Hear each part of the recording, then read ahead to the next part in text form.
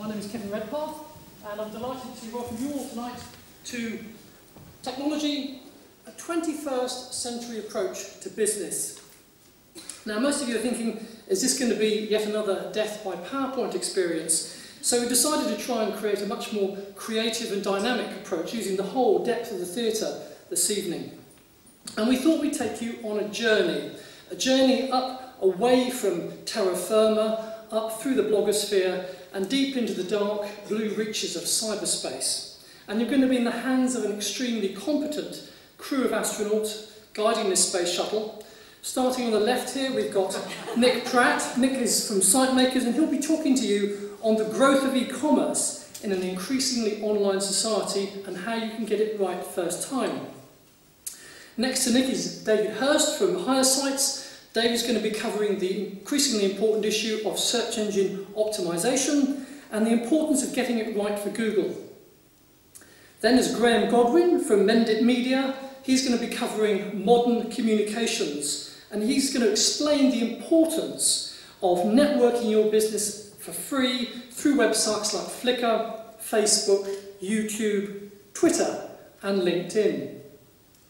In the middle we've got Nikki Robertson, who is from Mendit Media as well, doing her wonderful impersonation of Deborah Meaden, and she's exploring the power of online video to market and help you to market and sell your products and services. Next to Nikki is larger than life Lee Tebby from Axis First, and Lee's going to be discussing the importance of embracing flexible and mobile working technologies in your business. Then there's Rob Leach from SetSat, who's going to be looking at security from both the Data Protection Act and also protecting your own intellectual property and online and offline data. And finally on the right is Matthew Gingell, who's an IP lawyer from Foot Anstey Solicitors, and he's going to be covering third-party rights, trademarks, and how to establish and maintain and protect your online brand.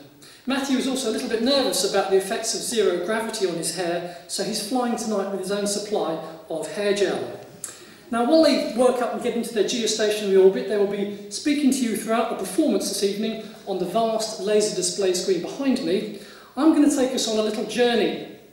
I want to take us back 30 years just to see how far we have come, to 1979. In 1979, Britain's fastest selling car was the Ford Cortina, which you could order in a paint colour that matched your bathroom suite.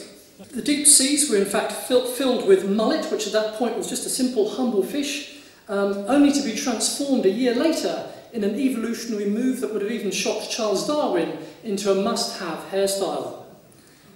A pint of beer in 1979 was 34 pence, and you could for the first time buy a portable computer.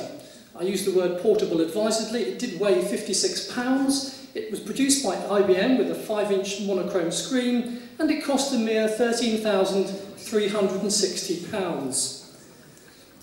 Now, if you were setting up a business in 1979, on your desk you would have had two communications items of technology, a telephone and a typewriter. Technology really that had hardly changed for almost 100 years.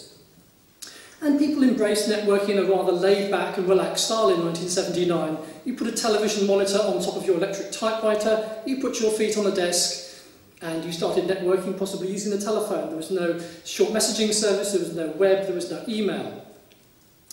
And then computers started to shrink to the size of small suitcases. The Osborne was produced with a 5-inch screen, designed to fit under the aircraft seat. And computers developed graphical user interfaces and became slightly more user-friendly, so that when you switched on your Mac Classic, it said hello to you.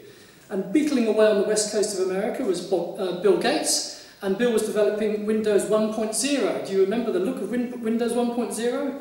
And while you were waiting for your documents to be spooled to your Windows-enabled printer, you could watch the second hand ticking away on the clock in the bottom left-hand corner of the screen. So if you went away on a business trip and you decided you needed to make a call to another colleague somewhere else in the country, you walked the streets until you found something resembling the home of a Time Lord. You stepped inside, you dialed the number, you put the money into the slot when it went beep, beep, beep. The reason for this, of course, was that mobile phone technology was still rather clunky. In fact, the first mobile phones weighed about and looked about the size of a concrete block.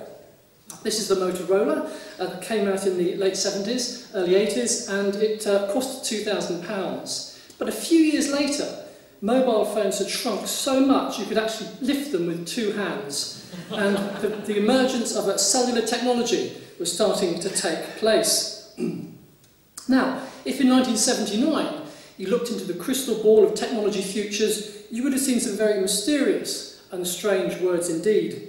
Words like organic ranking, post-kipper, mashing, and twittering, or Twitter.